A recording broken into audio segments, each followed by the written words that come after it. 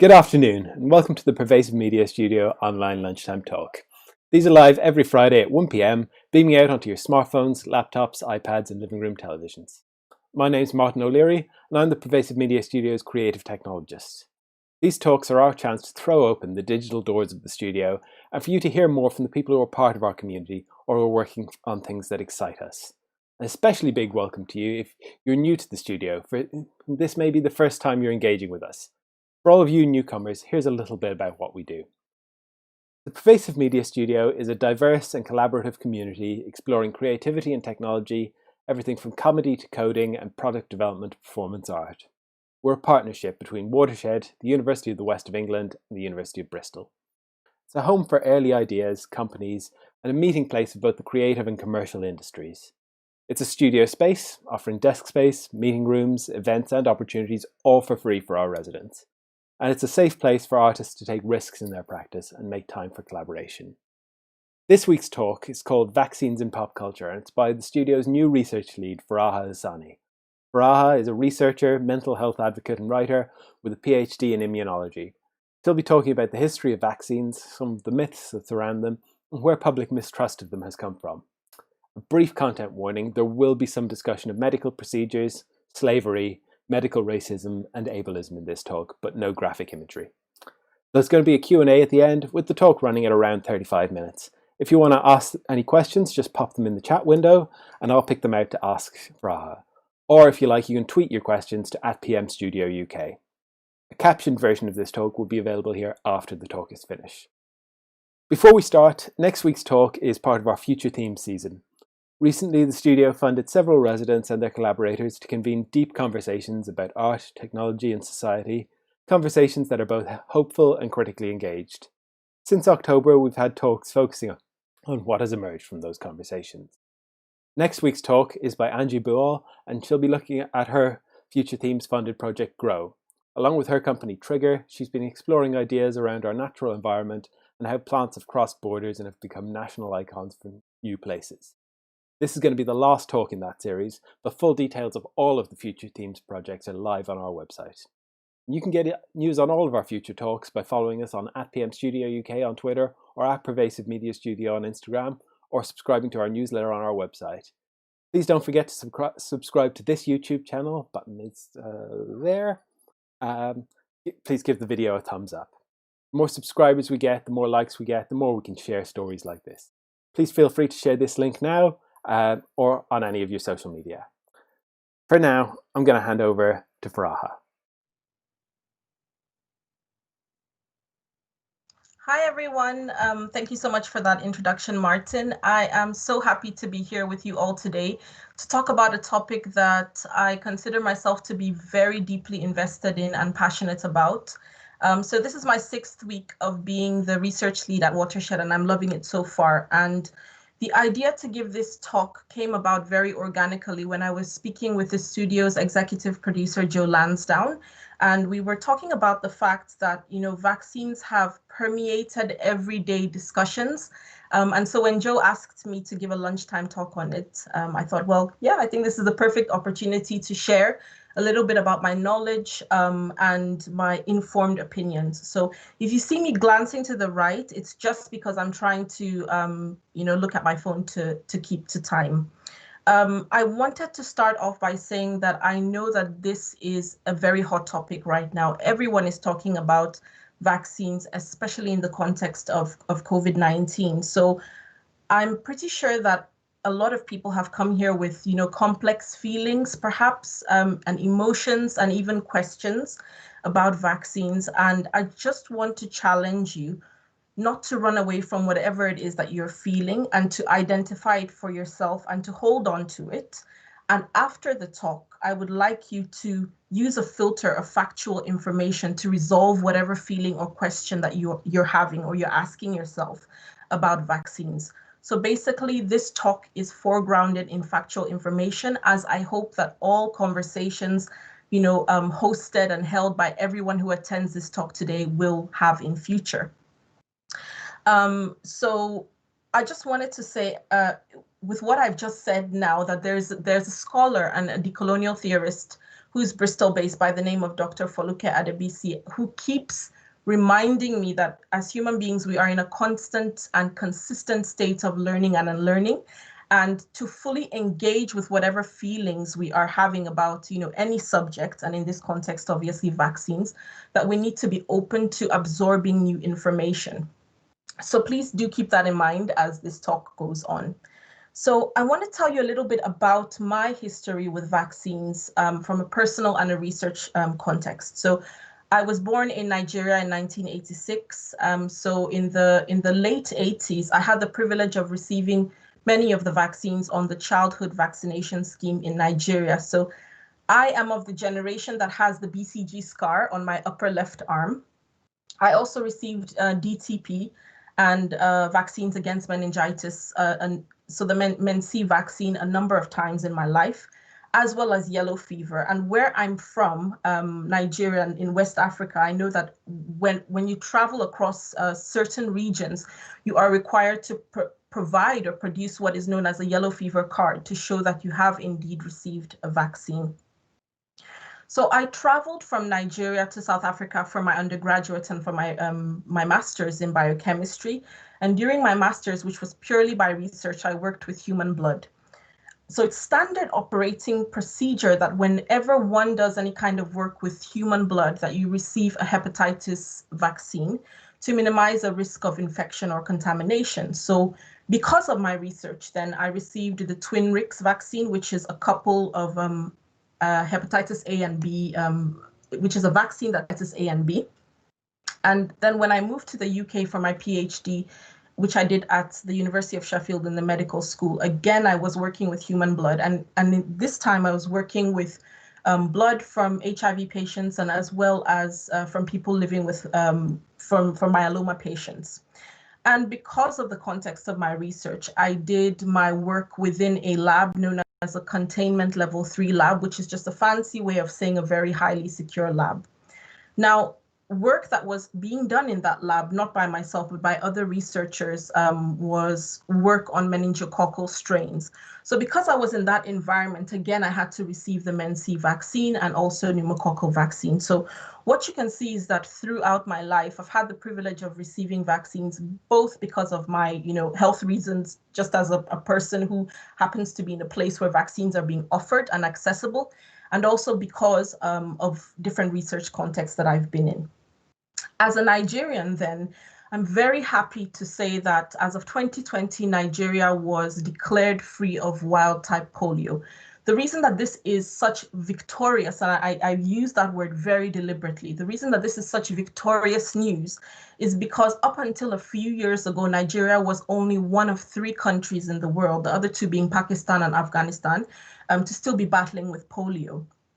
And it took a concerted effort of the Kick Polio Out of Nigeria campaign on ground, healthcare workers on ground, to achieve this goal over the space of decades. So I literally remember, and I'm sure a lot of Nigerian children in the north, which is where I was born in Bauchi, remember seeing healthcare workers literally every year walking from house to house, trying to vaccinate children. So each and every one of those healthcare workers is responsible for this victory. And the reason that I'm highlighting this case study of polio being kicked out of Nigeria is because I'm very aware that over the past couple of days, there have been conversations, across different social media platforms about traveling and, reintroduction of pathogens into spaces and regions where they've been eradicated from. And I just want to say, the reason that many countries request for specific vaccinations is because there has been a concerted effort to eradicate several diseases. And once that is done, the reintroduction of that certain contagion back into the region undoes, if that word exists, undoes work that people within those regions and countries have done for decades.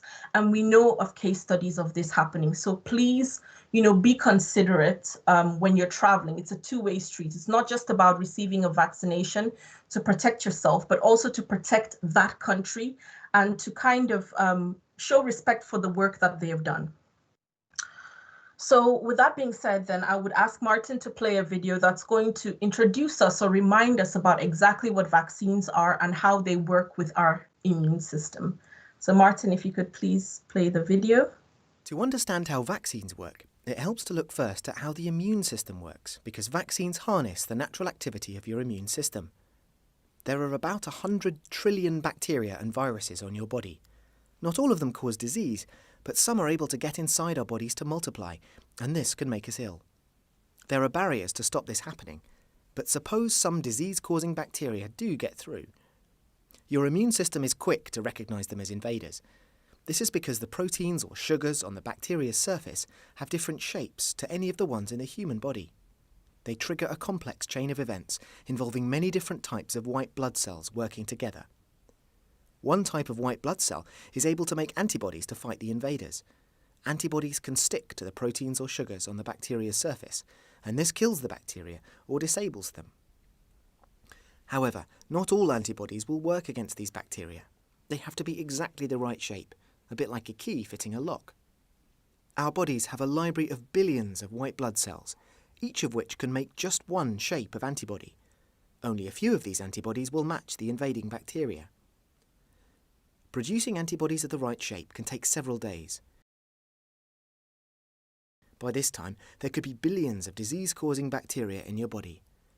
Once the right cells are activated, they quickly divide and turn into a production line, making masses of antibodies that stick to the bacteria. Eventually, your body gets rid of all the bacteria and you recover. Antibodies remain in the blood, and some white blood cells may also become memory cells. If those specific bacteria invade the body again, the immune system will respond so quickly that you won't get ill.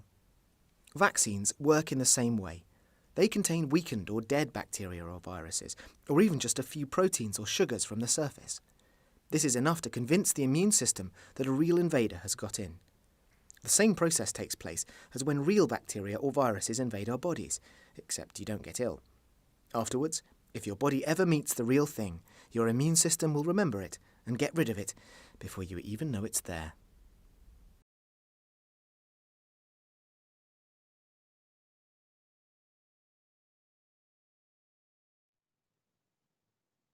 Great. And that video was made by the Oxford Vaccine Group, and it's available on YouTube in case you want to follow up and watch it again. So before we start, I just want to again emphasize about the trigger warnings. I'm going to make mention of a medical procedure, make one mention of slavery, ableism, and medical racism. And I want to assure you that I'm not doing this, to be gratuitous. But I feel that it's very important to contextualize this vaccine discussion and align it with the tenets of social justice. And this is why I will be making mention of these case studies. So again, why I've titled this talk Vaccines in Pop Culture is because I'm sure everyone would agree that vaccines are one of the healthcare interventions that probably feature the most, in everyday conversation, even predating this pandemic. So then what I've done is that I've picked out 7 key points, stroke questions that keep coming up every time that I'm having conversations with different people about vaccines. And the way that I've structured this presentation is so that every slide has one question, and up on the top you will see the title of either an article or a series of essays that I feel if you follow up with will give you more information about whatever it is that slide contains. And then I've also included discussion points on each slide.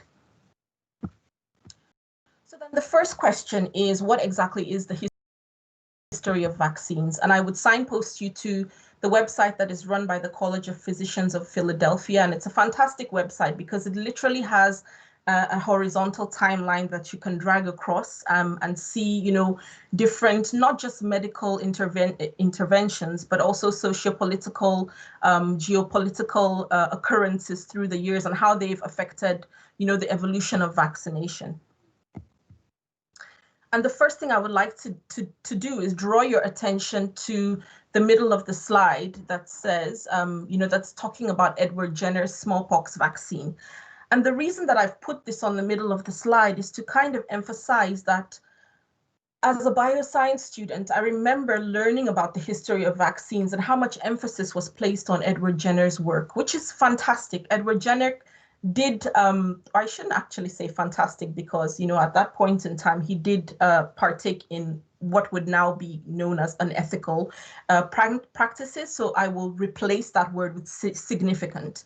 He contributed significantly to, the smallpox vaccine. So we need to acknowledge that. However, the problem is that often when we're talking about, the history even of medicine itself, we often tend to erase the contributions of Black and Brown people throughout history. So if we take a step back, we can trace vaccines, and actually just today I've seen that perhaps it can even be traced to 8th century India. So what I have on this slide then should not be taken as the absolute beginning of the practice of vaccination. But we know that in 1500 CE, which is Common Era, or Anno Domini, that the Chinese were already using a form of smallpox variolation. So now this is the medical procedure that I will be describing that's a little bit gross. Variolation is a word that comes from variola virus. So the variola virus was the cause of smallpox. And basically what would happen is when someone would have smallpox, when an actual pox would dry, the scab would be taken and crushed, or perhaps even the pus from the pox, and it would be introduced into a graze or a cut on a healthy person. And then that healthy person would fall ill, but not to the extent of the wild type disease. And afterwards, they would gain immunity. So this was kind of a makeshift form of vaccination, known as variolation. We know that it was routinely used in 18th century India, as well as 18th to 19th century Sudan. And if you want to know more about variolation practices amongst people of color, I would strongly, suggest that you read about the case of Onesimus that was written by a fantastic medical doctor, Dr. Annabelle Showe-Mimo, for the Galdem platform. And Dr. Showe-Mimo explains how Onesimus was an enslaved Black man who was sold to Cotton Mather. And if you recognize that name, yes, it is because it's the same Cotton Mather that was a significant figure in the Salem witch trials. And Onesimus, this Black man, described this process of variolation that was carried out, amongst his people. So we can see that Black and Brown people have indeed over history contributed significantly to the evolution of the vaccine. But then if we're looking at 20th century, that's kind of the century when things started picking up and we saw a lot of innovation in medicine. We also saw then a lot of unethical practices that led to the formation of standardized ethics principles, ethics statements, and guidelines around the world, and also the formation of various vaccination schemes in different countries and in different regions. And as we know nowadays, there is still continuing research and development in the field of vaccines because, whether we like it or not, we do not have all the answers. So moving on to the second slide, how does herd immunity work? There's so much online that you can find to explain and to read through in your own time, but I would direct you to Fine et al.'s essay, or rather paper from 2011 that does a really, really great job of explaining exactly how this phenomenon works. But the first thing to note is that there are certain individuals who, for whatever reason, including those with compromised immunity and sometimes even small children, cannot receive a vaccination. Now, at this point, because as I said earlier, it's really important that this conversation of vaccines, I think, is embedded with kind of a message of social justice. I want to say that there are also individuals who, for socio-political and even necropolitical reasons, cannot receive vaccines. I'll give you an example. So the regularized activist group, a couple of days, shared a story about an undocumented individual in the UK who had made an inquiry to a healthcare worker about when they would be able to access a vaccine. And they got threatened that they would be reported. So you can see that there is a population of people that, not because of innate reasons, but because of these socio-political reasons and because of borders, basically, are not able to access the vaccine. So in this case, herd immunity is really very important. So then what happens is that a large proportion of people in society receive the vaccine. And I would like to, bring your attention to this image of umbrellas on the side. So what you can think about is, is a large group of people standing in a square and holding up umbrellas. So if 10% of the people don't have umbrellas, but if 90% hold theirs up, because of the surface area of covering, basically everyone in that square is covered. So I find this to be a very useful analogy when thinking about where herd immunity works, is that you are literally covering for people who, for whatever reason, are not able to access or receive a vaccine. So herd immunity has actually been well evidenced in the healthcare literature. We know that, it's been noted even up to a century ago. And Martin, can you still hear me? I'm getting an alert that I have bad network. Okay. So Dr. Sadarangani, who happens to be the director of the Vaccine Evaluation Center in British Columbia, has given some estimates about how herd immunity works for different diseases. And what he notes is that herd immunity is very contingent upon the contagion. So whereas for herd immunity to be effective in an outbreak of measles, whereas we would need 90 to 95% coverage, for polio, we would need about 80 to 85%. And I should say, that there have been speculation. So the titan of virology, Dr. Anthony Fauci, has been kind of trying to give some numbers, and I know that he's changed them based on the way this pandemic is evolving. So I don't want to present anything today that has not been set in stone. But what I will say is, again, we don't have all the answers, but what we do know is that herd immunity is a phenomenon in the intervention of vaccines that actually works. Now, it's very important to note that herd immunity doesn't only work in a context of vaccines. Whenever you talk about herd immunity in any society without vaccines, what you are referring to is the phenomenon whereby a disease goes through society and whoever gets it and survives, hopefully acquires immunity to that disease, so that with the next challenge of that same disease, it's eradicated from the population. People don't get infected. So whoever was vulnerable, whoever didn't get the disease before, because again, there's that umbrella covering, then the disease does not infiltrate that particular society. So you have herd immunity that can happen, because of this natural circumstance of the disease entering the society. And you can also have herd immunity because we are protected with the vaccine. Now, I will say that all of the experts seem to unanimously agree that this plan of using vaccines is much more optimal than allowing a disease to work itself through society. No shade. So going to the next slide. Why was there controversy about the MMR vaccine? And on this slide, I should say that I'm making some mentions of ableism. There is so much that has been written about this that is available online. But what I just want to say is that Andrew Wakefield was a medical doctor, a UK-based medical doctor who in 1998, so already over 2 decades ago, did this research amongst 12 children, 12 patients.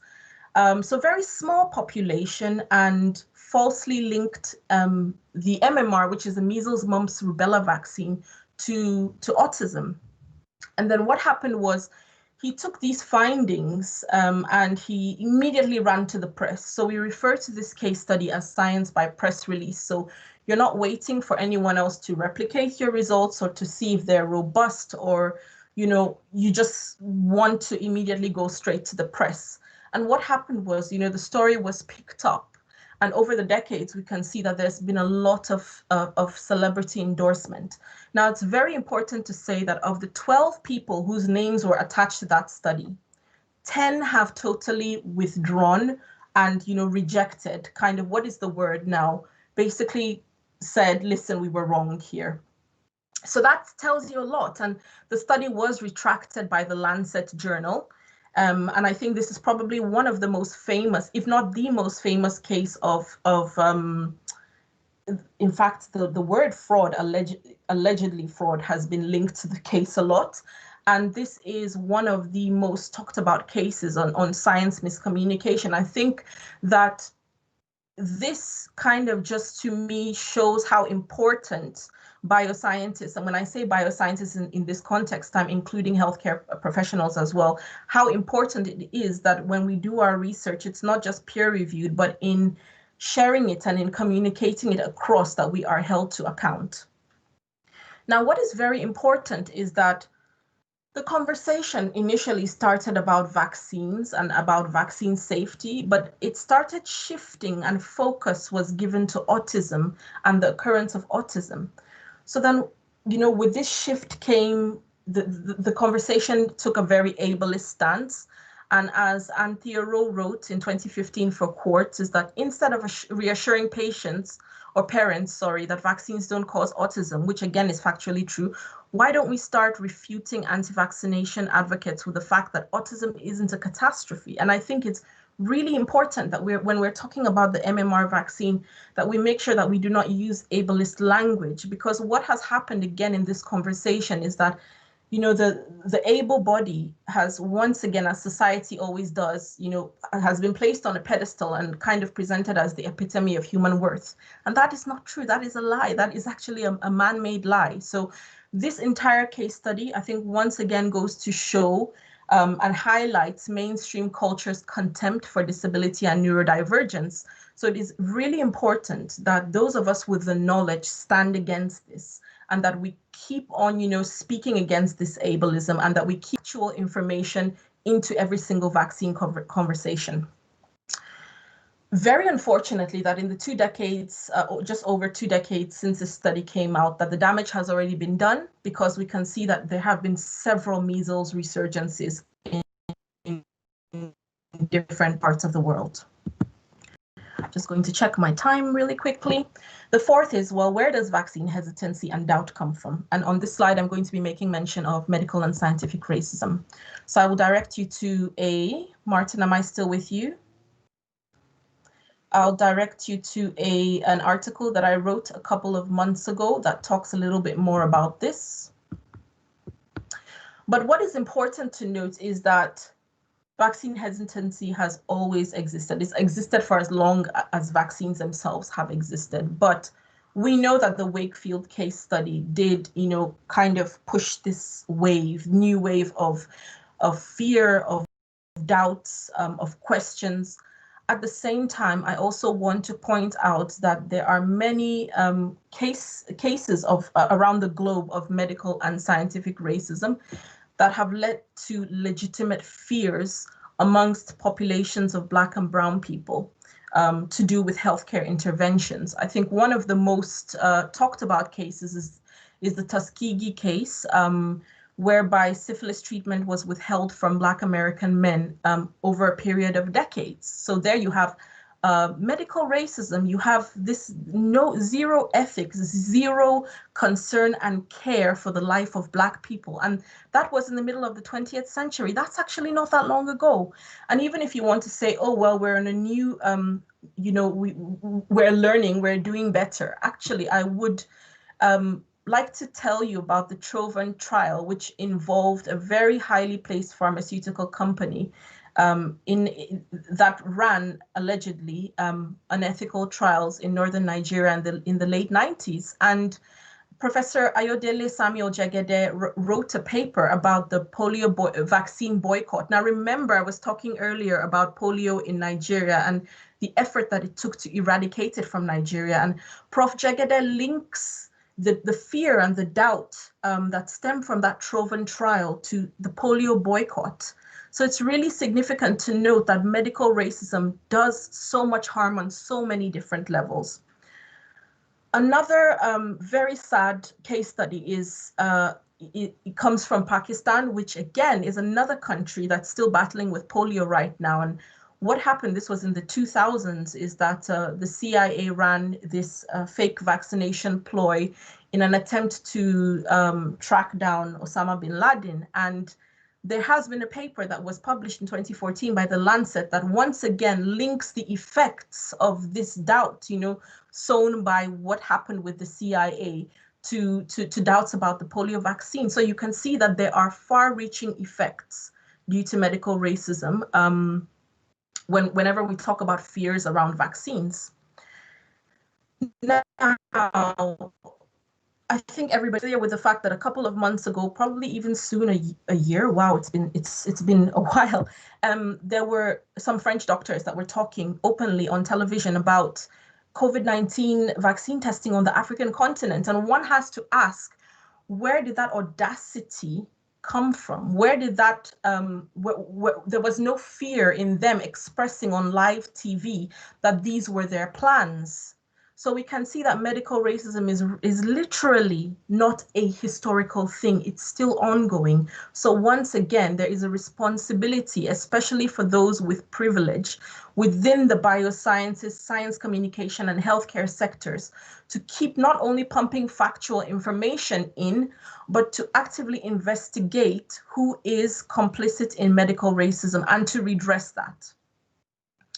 So just to point that another activist in medicine, Dr. Uche Blackstock, was then saying a couple of weeks ago that rather than, and this is me paraphrasing, rather than problematizing Black and brown people and speaking about the fears we may have about different kind of healthcare interventions, and in this context, that would be vaccines, that we need to reframe this conversation and place, the lens on institutions and ask them to be accountable to us, to redress the damage that they have done, and to be trustworthy henceforth.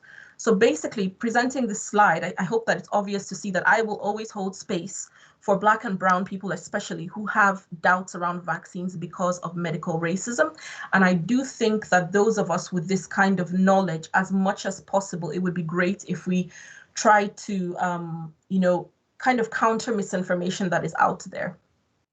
And I want to say a very big thank you to everyone that has been doing that, because on social media especially, I see that there are so many Black and brown doctors out there that have been doing this work. So thank you so much for that.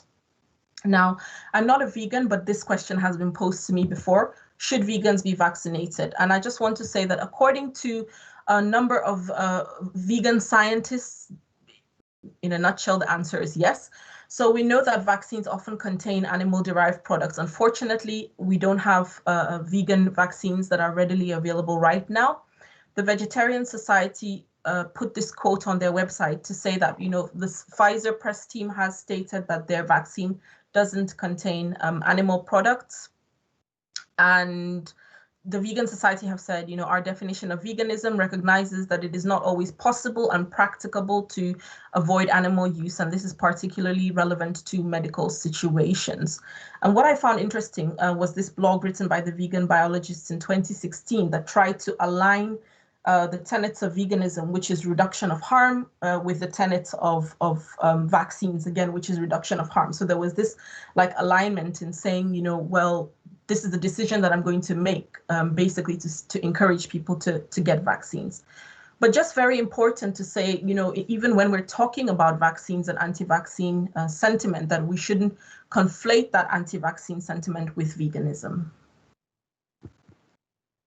The sixth then is, what about religious perspectives? And there were some symposium essays, one of which I wrote last year, published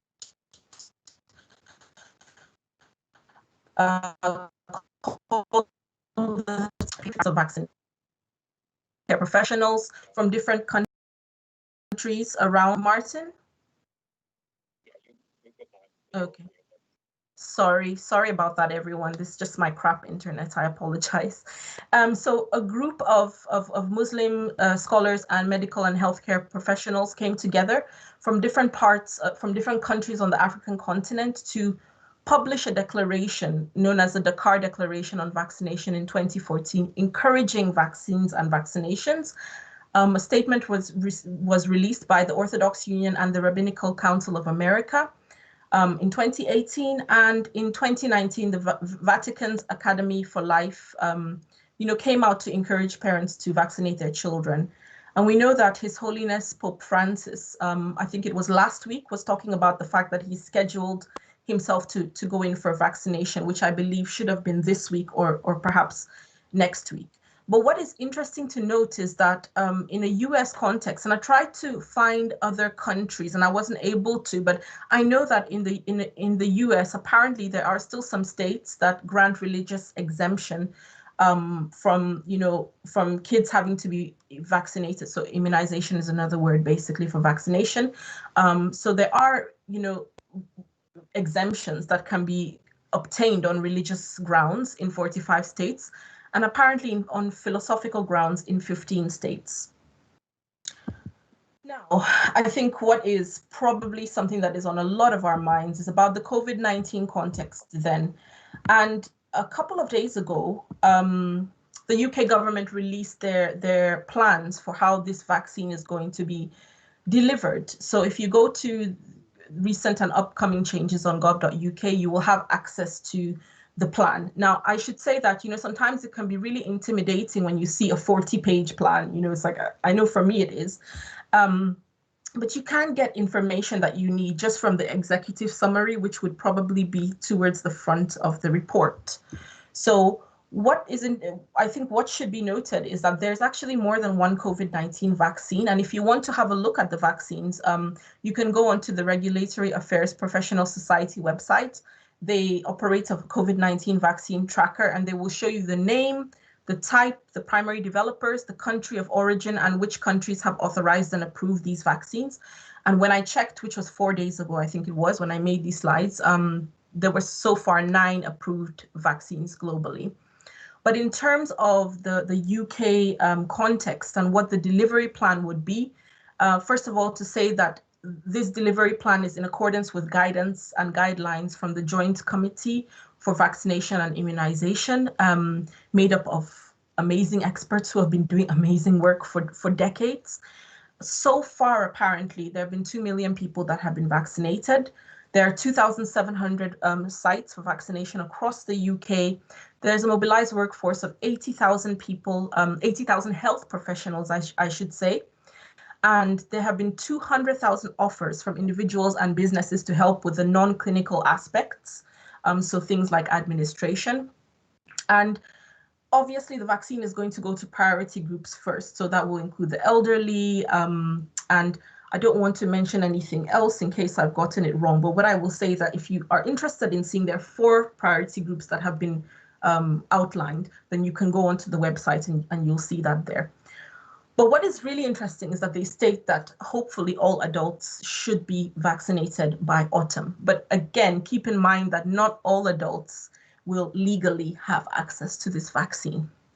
So if you do have access, please do take it. Now, I want to end off by saying whenever we think about vaccines, I think, again, it's about social justice. It's about thinking about who has access to the vaccines. And a couple of weeks ago, there was a map that went viral on Twitter, and it showed where the vaccine would be made available, across the whole globe. And what was obviously jumped out to everyone was that the African continent, and I think a lot of countries in the global south were kind of left bare, And the radical psychologist Ghislaine Kinuani then said, isn't it interesting how when it was time to call for unethical testing of the vaccine, everyone knew where the African continent was. And now when it's time to distribute the vaccine, they've suddenly forgotten. So again, it's just questions to ask ourselves when we're having these conversations about global health and about healthcare interventions. In terms of helpful resources, I would say, always look out for the experts. And experts in this case is not just about people who have, the credentials to their names. I think that there are many community experts and many community organizers who can tell you how the kind of help that their communities need, and who can co-produce and co-partner with the different healthcare givers on how to make vaccines accessible to their people, on how to engage their people in conversations about fears and doubts around vaccines. So again, when I say experts, I'm not just talking about professor this or doctor that. There are many different types of experts. The World Health Organization does run a website that has a list, and it's a non-exhaustive list, but it's a fantastic list of different websites that are trustworthy. And also the Oxford Vaccine Group runs a website that shows every single vaccine currently on the childhood vaccination scheme in the UK, including all the ingredients in these vaccines, including all of the research up to date that has been done on these vaccines. So again, these are just some resources that I feel will be helpful to you. And I'm going to end on this slide. This is taken from the New York Times that describes a Swiss cheese pandemic defense model. And it just basically highlights that, vaccines are only one form of protection that we can get. There's so many other kinds of protective measures that we take so that if one fails, hopefully another one will kick in. So as you can see, there is a personal responsibility in this, and there's a shared responsibility. And what I hope, again, is just to say that all of the information that you've gotten in this talk, and this talk will be available online, so you can, watch again in your own time. And hopefully we will circulate a reading list so that you can take all of this information and make sure that whatever questions that you have and whatever feelings that you have, that you're able to resolve them by using factual information. So at this point, thank you so much. I'm going to hand back to Martin, and hopefully we can take some questions over the next 15 minutes. Thank you so much, Furaha. That was phenomenal. So yeah, we've got some questions coming in. First one is from our very own Claire Reddington, and she asks, how might people with long-term health conditions approach decision-making around vaccination where the research hasn't been able to be undertaken yet for their specific context? So the first thing that I'm going to say is, whatever decision that you're taking, please do make sure that you speak with your doctor, because for different reasons, there are people who may not be able to receive the vaccination. But I would say that speaking with your doctor will ensure that you have a kind of bespoke plan in place to make sure that you are protected and that others around you are protected. The second thing then is that, and this is probably more about a practice-based approach to how we handle the overwhelming information that keeps being thrown our way, is that one should find a balance in kind of doing your own research. But then there is this concept of cyberchondria, which refers to the fact that sometimes we can, just sink into this rabbit hole. It's like looking for WebMD diagnoses, basically, right? So that's not what you want to do. But I would say that these two things is doing your own research and making sure that you put boundaries in place for yourself so that you don't sink into this rabbit hole of fear, because that in itself can be terrifying and it can keep you stuck in one place. So doing your own research in a very boundaried and balanced way, and speaking to your doctor so that in the event that for any health reason you are not able to take the vaccine, that you are protected and that people who come into contact with you are protected as well. So I hope that kind of answers your question, Claire. Great, thanks. And yeah, Joe Lansdowne had a sort of follow-on question to that, which I think you've sort of answered a bit, but sometimes the search for information itself can be quite overwhelming. And how do you approach looking for facts when you have a question about like this? Yeah. So I guess I should say that, excuse me, I guess I should say that I do have the relative privilege of knowing where exactly to go or who to ask when there's particular specific information that I'm looking for.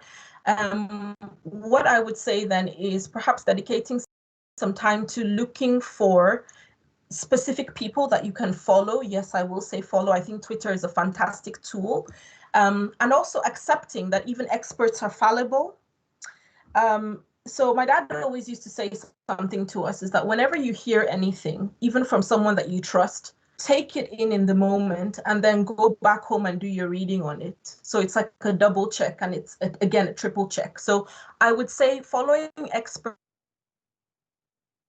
information in a way that aligns with your learning preference. So if you're someone who's always on Twitter, which I am, then following those experts on Twitter helps. If you're someone who is on WebMD, again, very, very important that you do this in a very balanced way.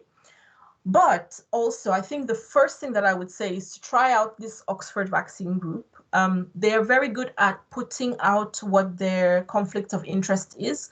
So Professor Andrew Pollard, who I believe started the group, He's also part of this JCVI, who is giving the government guidance on the delivery plan. But he is really, really a titan in this field. And everyone who works in that Oxford vaccine group, not just made up of academics and academic researchers, but people from the NHS as well.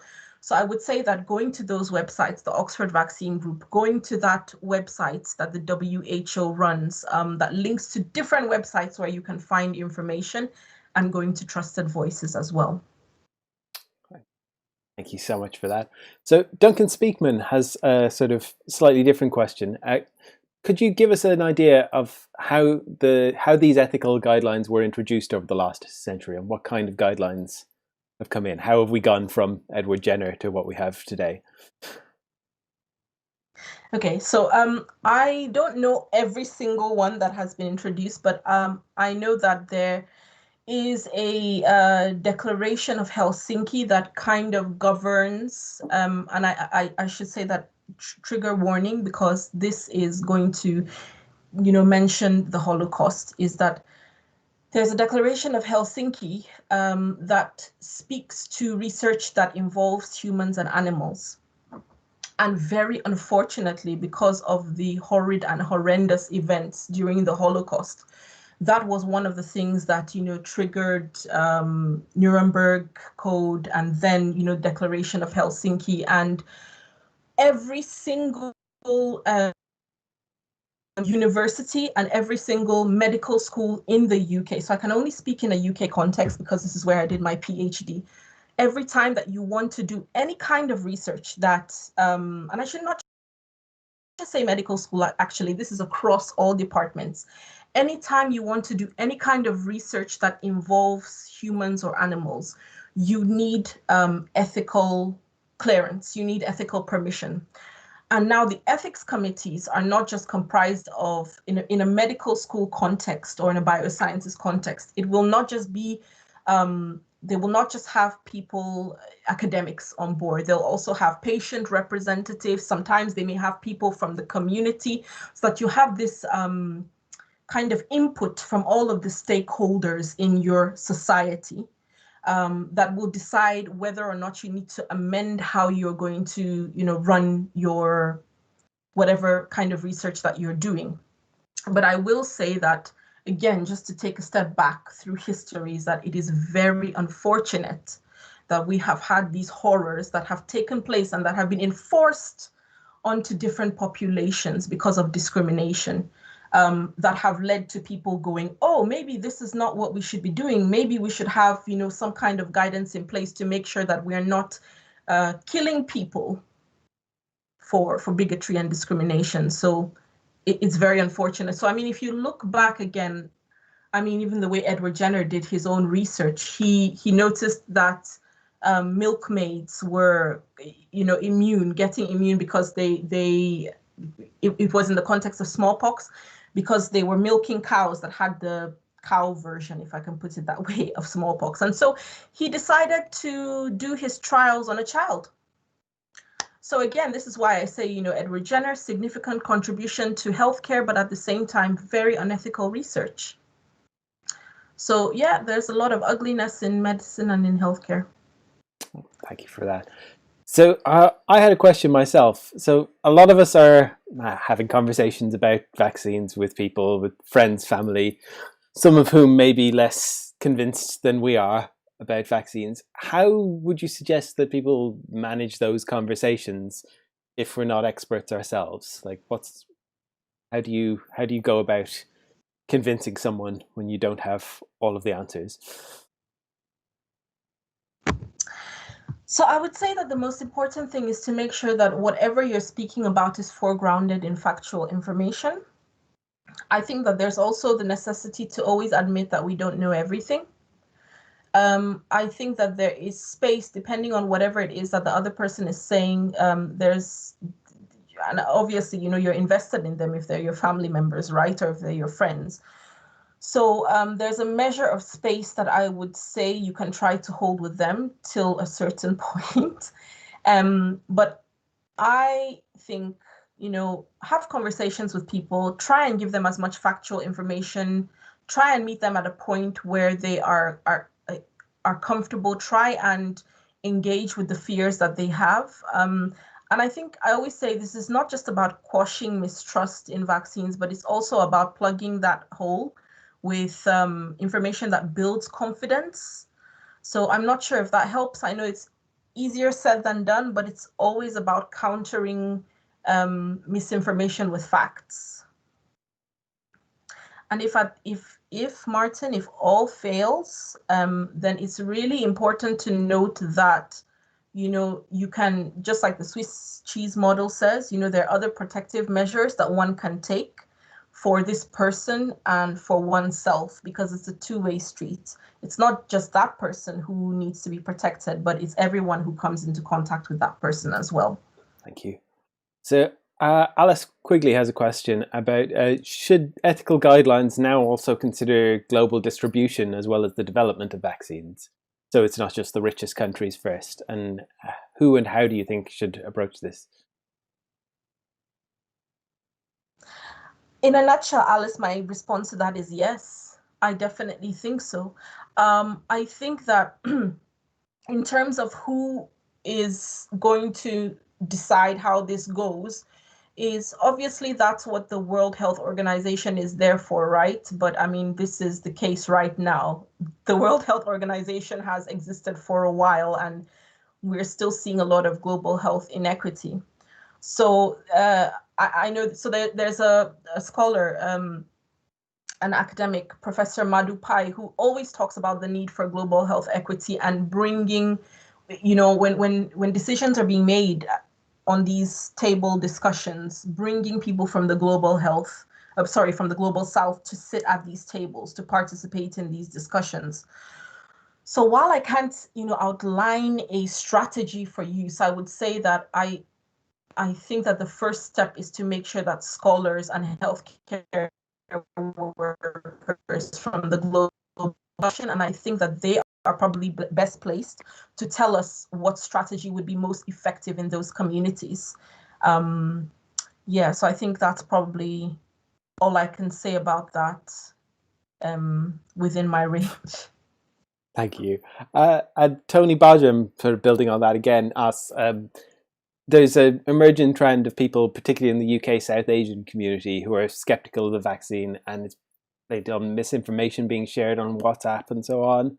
And how do we penetrate that, and how can we build a trusting relationship in the short time frame that we have available for vaccine rollout? It's really interesting you say this, Tony, because Rihanna Walcott wrote a piece for Wellcome Collection, I think in the middle of 2020, it was something about WhatsApp aunties, because, we all know this phenomenon of, and it's like, who starts these WhatsApp chain messages, right? We don't know where they come from, but you can see that they've been forwarded around. So Rihanna, wrote this piece talking about this very thing in the context of the pandemic and how misinformation spreads. And I think that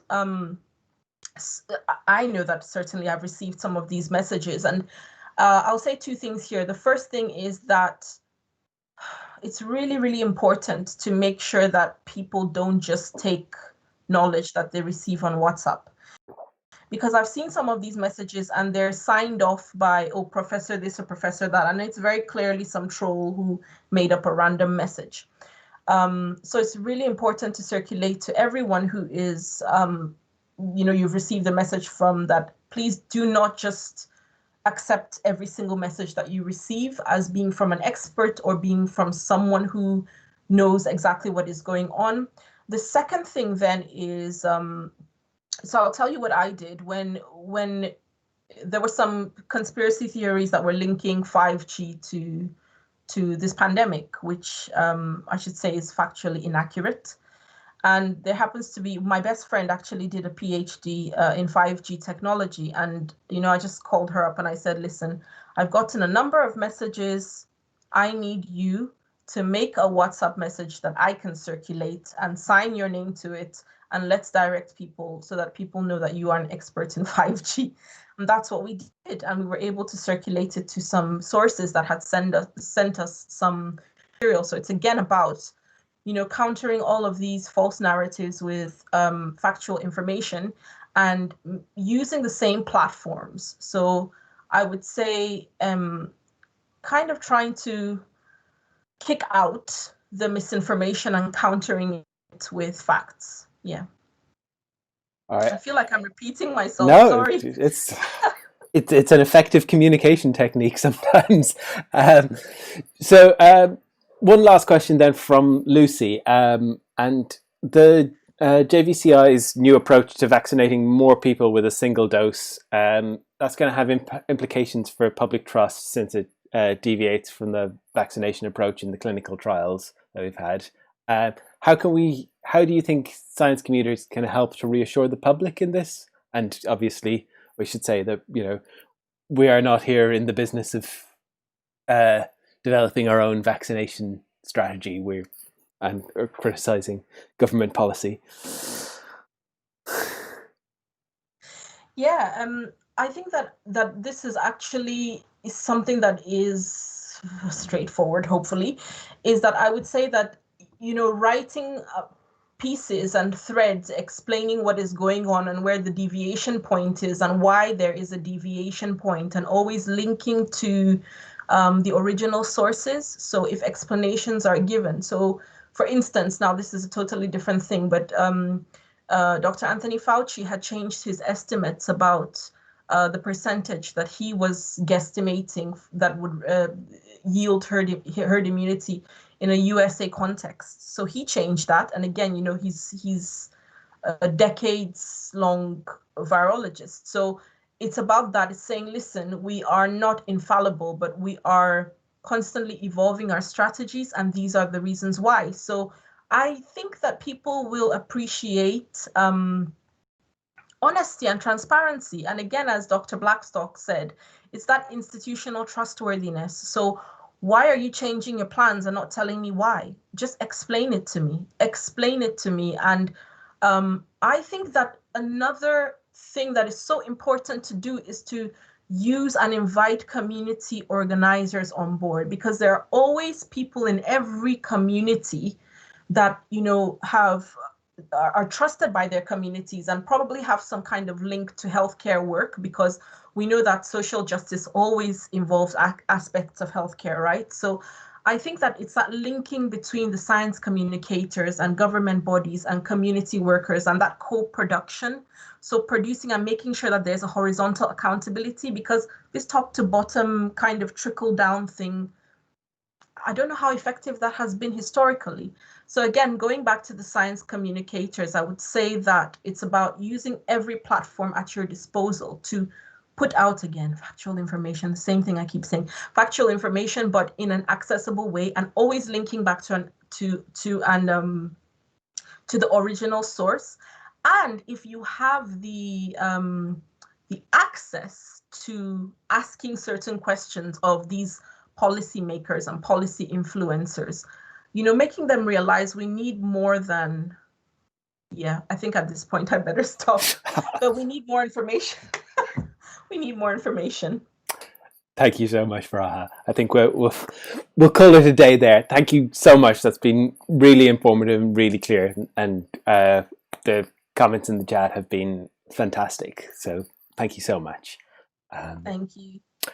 Before we go, next week's talk is part of our future theme season. Recently, the studio funded several residents and their collaborators to convene deep conversations about art, technology, and society. Conversations that are both hopeful and critically engaged. And since October, we've had talks focusing on what has emerged from those conversations. So next week's talk is by Angie from Trigger. She'll be talking about her Future Themes funded project Grow. Trigger have been exploring ideas around the natural environment and how plants have crossed borders and have become national icons for new places. This is the last talk in our Future Themes season. Full details of all the projects are live on our website. There will be more talks to come, don't worry. You can find out details. I believe we're now programmed through to the end of February on the website, so please check that out. Get news on all the future talks. Follow us on PM Studio UK on Twitter, or Pervasive Media Studio on Instagram, or just subscribe to the newsletter on our website. Please don't forget to subscribe to the YouTube channel. Press the button, it's just down there. Give this video a thumbs up. The more subscribers we get, the more likes we get, the more we can share stories like this. Please feel free to share this link. A captioned version of the video will be available to watch again shortly after we finish up. Thank you all for watching, and we'll see you again